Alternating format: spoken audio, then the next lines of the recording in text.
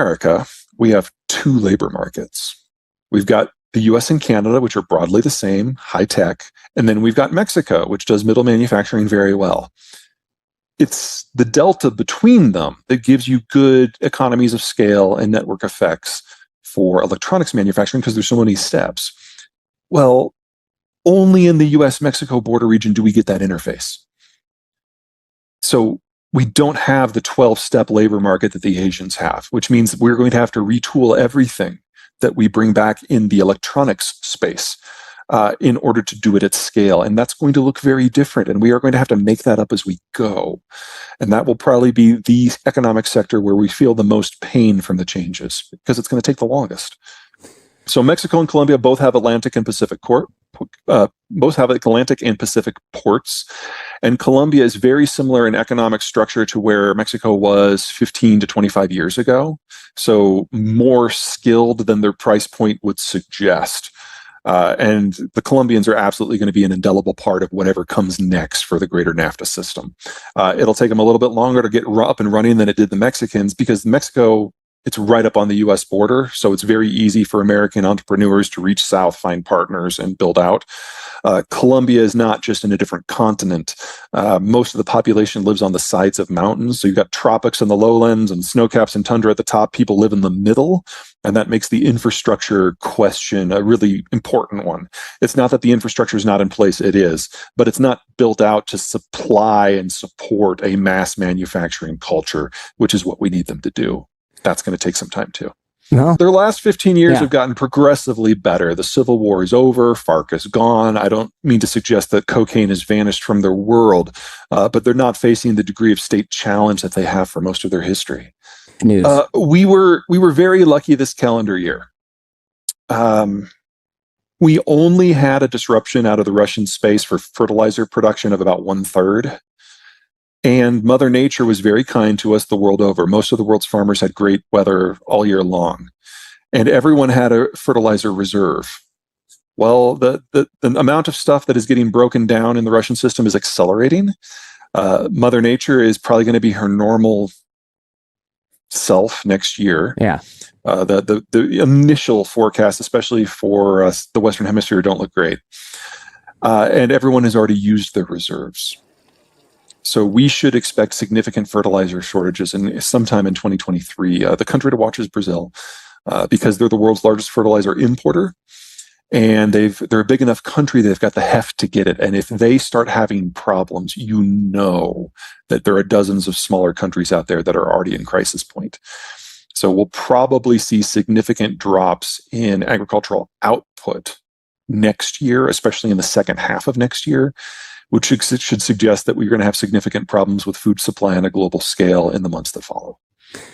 US, Canada, Mexico is obviously at the top of the list. Colombia, Australia, Japan, and assuming they can get their head out of their ass, the Brits, are probably going to be part of the new network that works.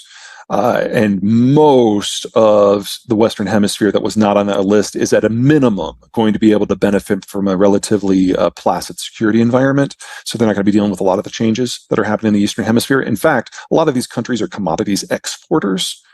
And so in that sort of environment where your commodities can still be produced, assuming you get the fertilizer, but you don't have to worry about a security concern, your ability to sell high is very promising.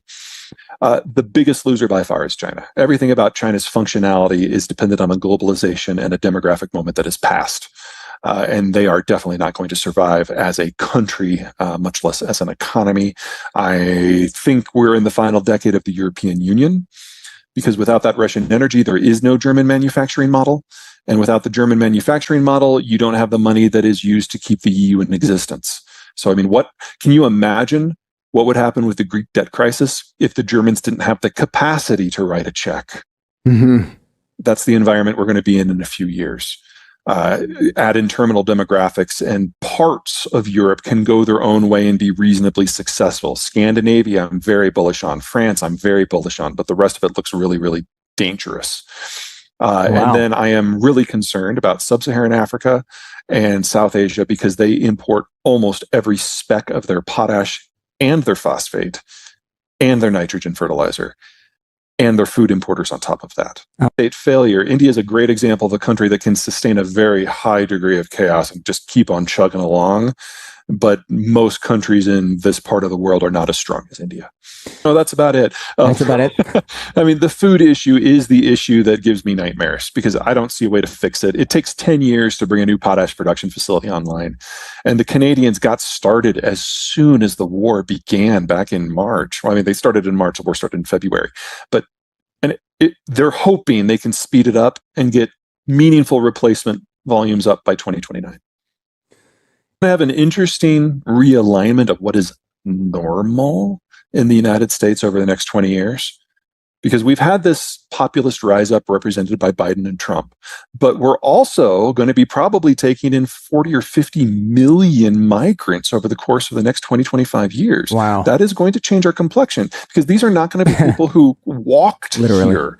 These are going to be people mostly from advanced countries with degrees and experience who can have an immediate value-added impact that is quite a bit.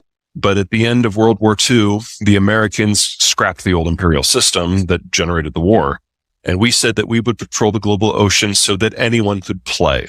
You could sail anywhere at any time, interface with any partner, participate in any manufacturing, access any raw commodity, and sell into any market. If in exchange, you would side with us against the Soviets. And that created the world that we know.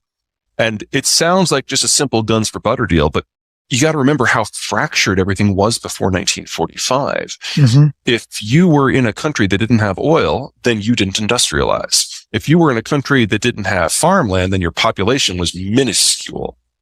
Globalization allowed everyone to sell what they were good at and buy what they weren't good at, and everyone in the world became a specialist. And so we now have soy and sun farms in Iowa that's most productive in the world. But we also have semiconductors coming out of Taiwan, a country that was pre-industrial by every definition until very recently. And every part of the world can play in it. And that has encouraged this mass diversification, and it's encouraged this mass explosion in economic activity, particularly once the Cold War ended in 1992. But it was always artificial. And it was always based on the Americans continuing to hold up the ceiling. The United States has been edging away from that ever since 1992 when the Cold War ended, and we're in the final days of that right now. And that's only kind of half of it, is when you allow everyone to participate in global trade, people move off the farm and they take services and manufacturing jobs in town. On the farm, kids are free labor. You have a bunch. In town, kids are really, really expensive pieces of loud, annoying furniture. Right. Have fewer because adults aren't stupid. Yeah. You play that forward for 70 years, and we have had a population bust in the making, global in scope for decades now. Mm-hmm. And most of the advanced world has now aged past the point of no return. That includes countries like China. So in this coming decade, it's not just that we're going to see populations aging out of being competitive. We're going to see populations aging out of being sustainable and actually being countries.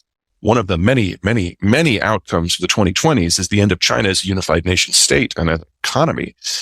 But this has all been hardwired in now for 40 years, and we are finally reaching the point where the page turns. What will happen in 5 to 7 decades? Other countries just invade Japan's land because there's just no one there to protect it? Every country is going to have its own story because every country started aging at a different point, and they started aging at a different rate, and how you live in urban versus rural zones is dependent upon the local geography. So an example on the positive side, we started industrializing in the United States 200 years ago.